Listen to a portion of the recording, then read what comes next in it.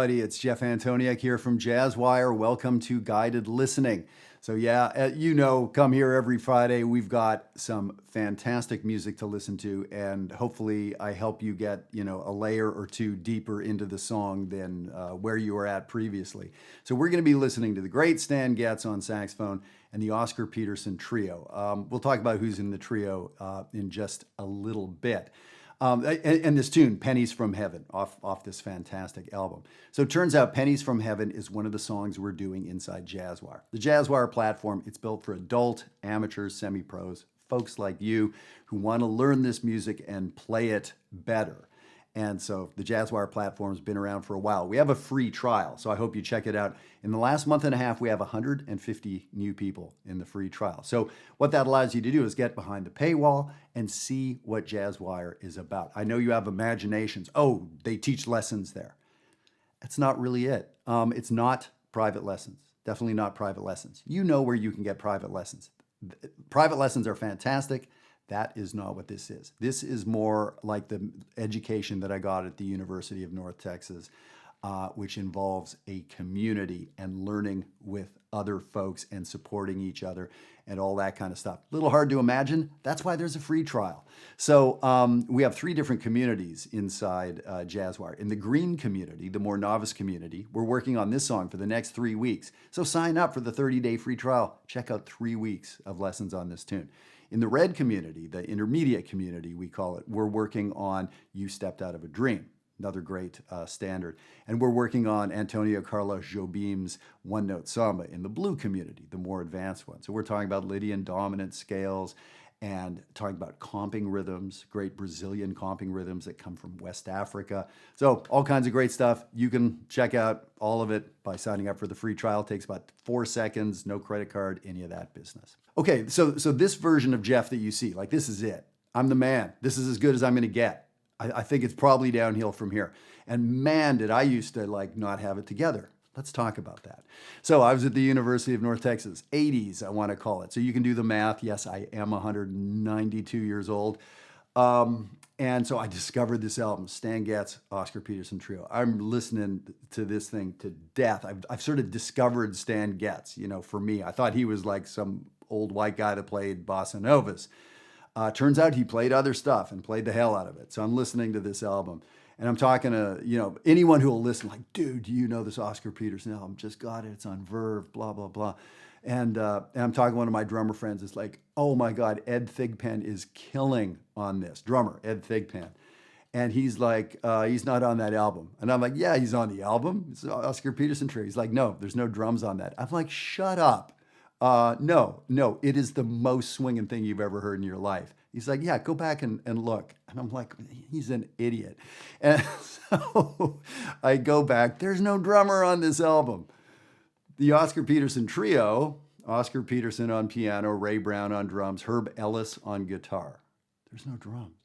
But my mind filled in the drums by the way some of those guys were playing and just the feel. It's just, I didn't even have a framework for the universe of how something could feel so great without drums. So that was 92 lessons that I learned right there about my presuppositions and it's everybody's job to swing and what does it mean to swing and how do you play without a drummer and oh my God. So I tell you what, let's jump into it. But I'm going to call your attention ahead of time to a couple things. First of all is Herb Ellis, how he's comping. Check out how he's comping. See if you can notice what he's doing, and we'll talk about it a little bit later on in the tune. Now, Pennies From Heaven, it's an old standard Tin Pan Alley sort of tune. So we hear Getz doing his great melodic interpretation of it. Like he's really singing the tune through the horn, but he's adding great melodic fills around the important moments of the melody. So it's really fantastic. And I've listened to the song hundreds of times. And as I was listening to this recording, not just the song, but this recording, Stan Getz playing this.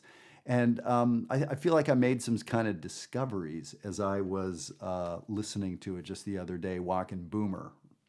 That's where I do my best listening, is with a golden doodle, always with a golden doodle. So we'll talk about it. So let's jump in. This is Pennies From Heaven, Oscar Peterson Trio featuring Stan Getz.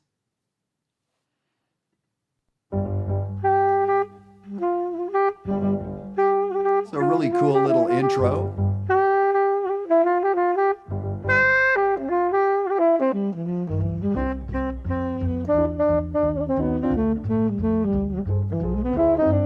Man, that feels so good. It's so smooth. And marching ahead, like, so aggressive isn't the right word, but the momentum, it's like there's this wave behind you, right? And that's something we imagine the drums gives us. Imagine is the word. Listen to Herb Ellis on guitar. How is he comping? What are his rhythms? What's his approach? It'll be easier to hear after a bit. Walking bass, certainly, right? Walking bass, quarter notes.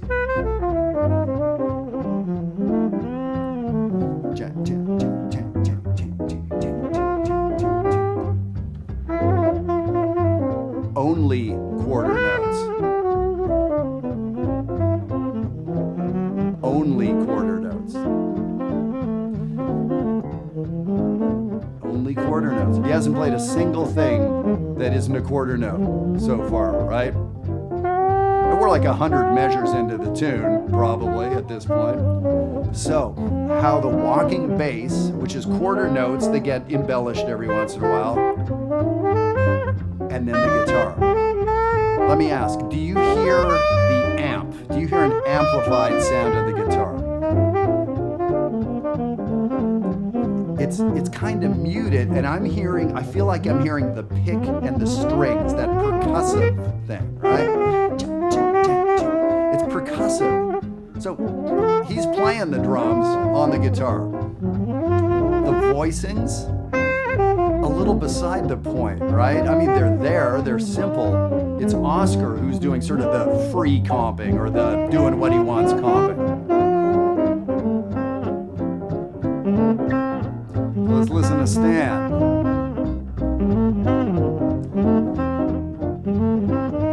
So he's already just right there when we started listening. He played the same idea for 8 measures. Really melodic, really motivic, listening to himself. And a line like that. Listen to this. How Stan really hits some notes. And then he mumbles some notes.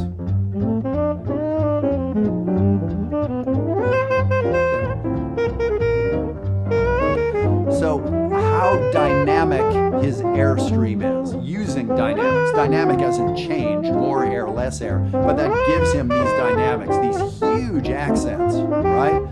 So he's playing kind of soft, which gives him all this ability to play loud when he wants to hit it. Really cool. Herb, still on the quarter notes with Ray Brown.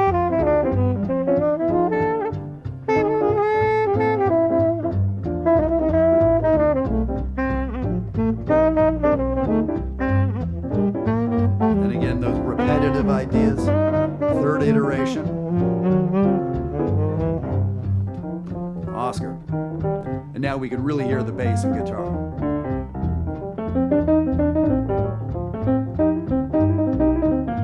Herb Ellis has not missed one quarter note, and he has not played anything that isn't a quarter note. We're going to talk about that. Woo! It's quarter notes. Jeez, quarter notes.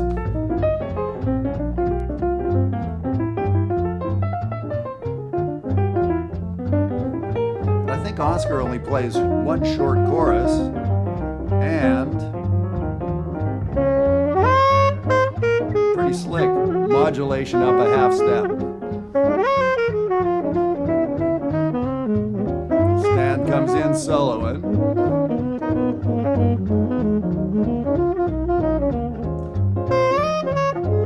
Man, so beautiful. So second half of the chorus, he takes it out. So this is actually the head out, but he soloed over the first bit of it.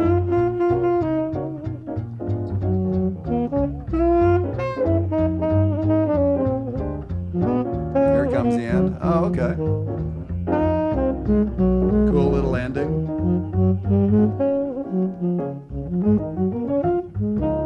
So yeah, they definitely work that out.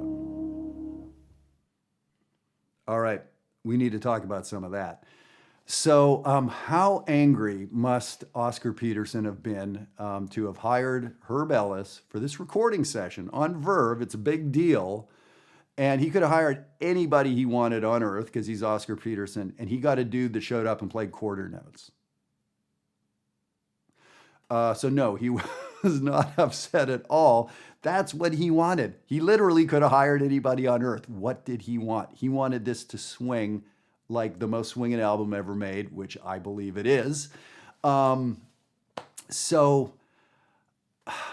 there's so many lessons in there of restraint, of repetition, of percussive playing. Remember, I asked at one point, do you hear an amp? Do you hear twang, twang, twang, twang, twang? Or do you hear an amplified sound of the guitar? No, you hear him playing his electric guitar. It was probably electric guitar, big, jazz box kind of guitar, turned down or off, and you're just hearing that. So even if you're sitting in the 70th row, his amp would have been basically off. Like they wanted to feel the pulse and that thump and that energy forward and how he connected. So again, these guys could have hired anybody. They could have hired a drummer. They could have hired whoever. So like what a big deal that is. So as a guitarist, the ability to play like that. So I play duo gigs with like some of the best duo players on the East Coast, including Steve Herberman and Donato Soviero and Jeff Reeser and on and on. And this is in those guys' bag.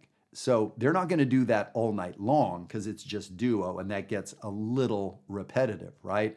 But when the time comes, man, they can do that. And I see them every time, volume knob off. And man, they dig in. They play hard because they understand they're playing a percussion instrument. It is so cool. So if you're a guitarist, like, yeah, I get it. This is kind of old fashioned. This is, older, whatever. Don't want to do that Freddie Green thing. Man, I'm into Kurt Rosenwinkel. Well, I tell you what, Kurt Rosenwinkel is going to tell you about this if you study with him. He will. He understands the history and he understands groove and all that kind of stuff. So amazing. And then to be playing with Ray Brown, like, geez, just get on the train, man, right? So I said I made sort of what I thought was a discovery. So now with new ears, it's probably been 5 or 6 years since I listened to this recording, although I've listened to it hundreds of times in the past. And so I've done a lot of work on melodic playing and my ability to play and teach playing sort of over the changes in this style. I don't mean playing free. I don't mean playing out. I mean not addressing every single chord change in a really tight bebop way, which I know how to do that, and that's how I came up playing. I'm good with that. But this ability to play melodically like Getz, like we didn't hear him, just changing every note because the manual says you're supposed to. He was just singing. And so for much of the song, he'll do that. First 8 measures, that's mostly how he plays. Over all the changes that are going by, he's mostly playing in that melodic way. Well, that's what we're talking about in JazzWire, by the way. If you want to know more about what I'm talking about, do the free trial. Join JazzWire. Subscribe. We'll get into it. So that's one of the things we're doing. And so he does that. But then there were moments, especially in measures 9, 10, 11, 12 of each half of the tune. Third line, if you imagine it's written 4 measures per line, there are money notes there. What are money notes? We were talking about that this week inside JazzWire. So there are notes that change outside, and he's always very diligent to hit those notes, to let us know that he's with the chord. He knows where the harmony is. So he's great at ignoring some of the chords at the right time, and he's great at finding the one chord that he's got to just go and nail it. Genius at that stuff. So as a younger player, I used to be really wrapped up with playing every chord and arpeggiating everything just so. And those are great skills to have, but that's not exactly the best way to be the best improviser. So I've learned over the years. So I'd love to share more of this with you. So I'll see you inside JazzWire, 30-day free trial. Why wouldn't you? Stan Getz. I can't remember who said it, but any sensible saxophone player on earth would have said this. we'd all sound like Stan Getz if we could. Like, I think it was probably Michael Brecker or somebody like that, like somebody that, is going a very different direction with tone and approach and harmonic concept. But it's like, we'd also all compose like Bach, I suppose, right? Whether that's your favorite music or not, it's pretty hard to deny the perfection. And, every time I hear Stan Getz, it gets more and more astounding. The more I understand it and the more I hear his tricks and the more I hear the simplicity of it, the more blown away I am. Yeah. So I'm just going to go in the corner and curl up in the fetal position and and take care of business. Yeah. Okay. So I hope you enjoyed that. And now now I can usually hear when there's a drummer on an album. I've come so far. All right, everybody. Have a great time. I will see you next week here at Guided Listening, and I'm looking forward to seeing you next week inside JazzWire.